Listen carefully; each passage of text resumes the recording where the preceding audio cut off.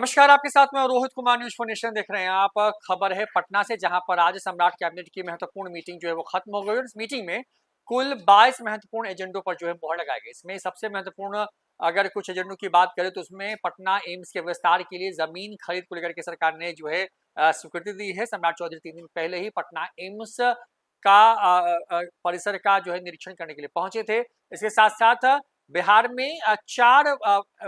जो बड़े शहर होंगे जहां के लिए रैपिड ट्रांसपोर्ट सिस्टम के विकास को लेकर के जो है काम आगे बढ़ाने को पर भी जो है सरकार ने अपनी जो है सहमति दी है। कुल 22 महत्वपूर्ण एजेंडे, जिसमें केंद्रीय विद्यालय जो है उनको लेकर के जमीन देने को लेकर फैसला हुआ। तमाम वो चीजें हैं जो कि आज की कैबिनेट की मीटिंग में हुआ है। क्या क्या फैसले लिए गए हैं, एक बार आपको हम विस्तार से बताते हैं। तो आपको बता दें कि जल जीवन हरियाली अभियान के तहत वित्तीय वर्ष 25-26 से 29-30 तक राज्य के सरकार के अधीन भवनों पर कुल 500 मेगावाट क्षमता के grid connected rooftop solar plant लगाने पर जो है वो सहमति दी गई। साथ साथ वित्तीय वर्ष 26-27 में दलहन और में आत्मनिर्भरता मिशन योजना अंतर्गत खरीफ, रबी और गर्मा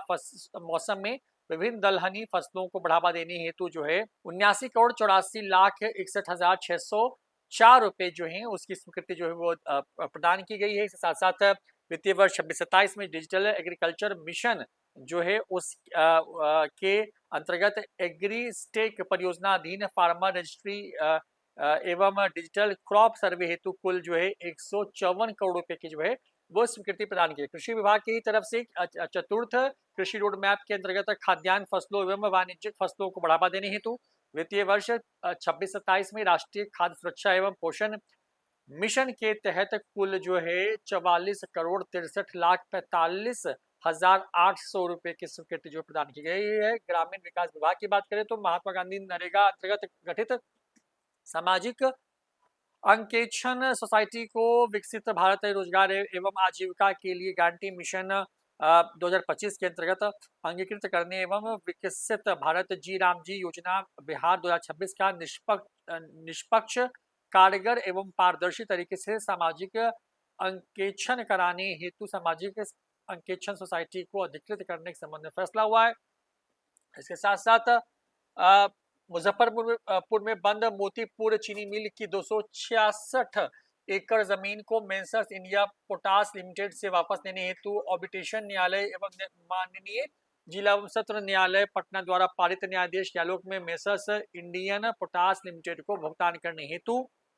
63 करोड़ 69,14,958 रुपए की जो है स्वीकृति दी गई है। डेयरी, मत्स्य एवं पशुपालन विभाग की बात करें तो राज्य में मत्स्य और जलीय कृषि अवसंरचना के योजनाबद्ध विकास, संचालन एवं प्रबंधन हेतु कंपनी अधिनियम 13 के अंतर्गत बिहार एक्वाकल्चर इंफ्रास्ट्रक्चर और डेवलपमेंट कॉर्पोरेशन लिमिटेड के गठन की जो है स्वीकृति दी गई, यानी कि नया कॉर्पोरेशन बनाया गया जिसके तहत जो है मछली पालन और जो जलीय कृषि है, यानी कि मखाना और इस तरह की जो चीजें जो पानी के अंदर उगाई जाती हैं, उन तमाम चीजों के विकास के लिए एक नए कॉर्पोरेशन की जो है स्थापना को भी स्वीकृति दी गई। इसके साथ साथ डेयरी मत्स्य विभाग ने 7/2 के तहत national programme for dairy development के तहत कॉम्फेड अंतर्गत bulk milk cooler, data processor आधारित दुग्ध संग्रहण इकाई एवं दूध मिलावट जांच मशीन और इस तमाम तरह की तकनीकी स्थापना के लिए जो है 56 करोड़ 88 लाख और 28 करोड़ 44 लाख रुपए के अंशदान के रूप में कॉम्फेड अंतर्गत bulk milk cooler, data processor आधारित दुग्ध संग्रहण इकाई एवं दूध मिलावट जांच मशीन की स्थापना के लिए जो है इस पर सरकार ने फैसला लिया है। नगर विकास विभाग की बात करें तो राज्य में ग्रीनफील्ड सैटेलाइट टाउनशिप में के सुनियोजित विकास और परियोजनाओं के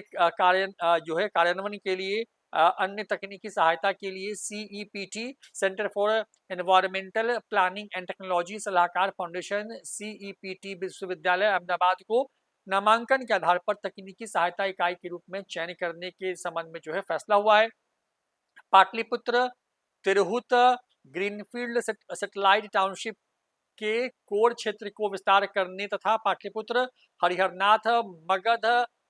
और तिरहुत के कोर क्षेत्र एवं उसके बाहरी विशेष क्षेत्र में बुनियादी ढांचे, सेवाओं और संबंध संरचनाओं के विकास हेतु टाउन प्लानिंग स्कीम के अतिरिक्त जो है आवश्यकता अनुसार भूमि क्रय, भूमि अधिग्रहण की स्वीकृति जो दी गई है।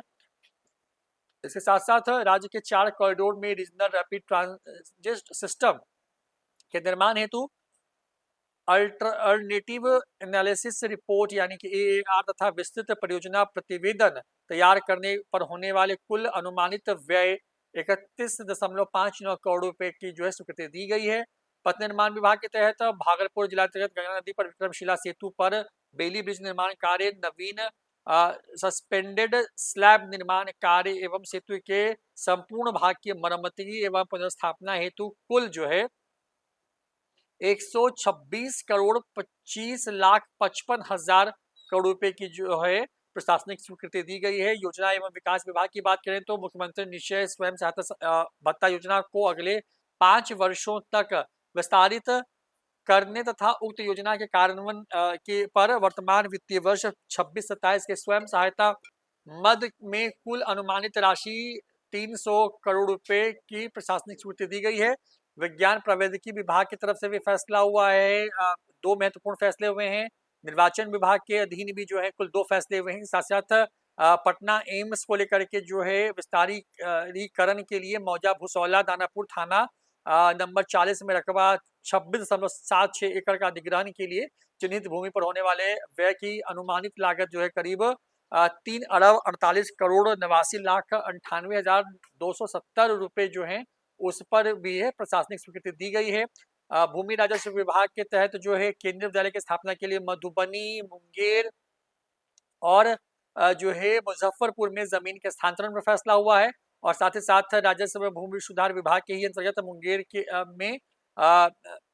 सिंचाई प्रमंडल लक्ष्मीपुर के अधीन सिंघवारनी जलाशय योजना एवं इसके निकलने वाले उच्च स्तरीय मुख्य नहर में क्षतिपूरक वनीकरण हेतु चिन्हित अंचल हवेली खड़गपुर मौजा रमनकाबाद जो है उसको लेकर के भूमि सिंहवारनी जलाशय योजना में प्रयुक्त होने वाले वन भूमि के उपयोजन हेतु पर्यावरण वन एवं जलवायु परिवर्तन विभाग बिहार पटना को निःशुल्क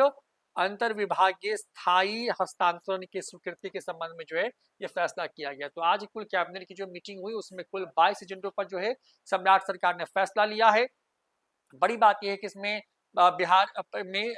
जो 4 बड़े शहर हैं वहां पर रैपिड जो ट्रांसपोर्ट सिस्टम है उसके विकास पर मुहर लगी है। साथ ही साथ जो टाउनशिप बनने वाली है उसमें तमाम तरह की जो तकनीकी अड़चन होगी जमीन खरीदने से लेकर के उसमें जो एनवायरमेंटल क्लियरेंस को लेकर के जो तमाम चीजें होनी है उसके लिए अलग अलग एजेंसियां तय की गई हैं। बिहार के अंदर में जो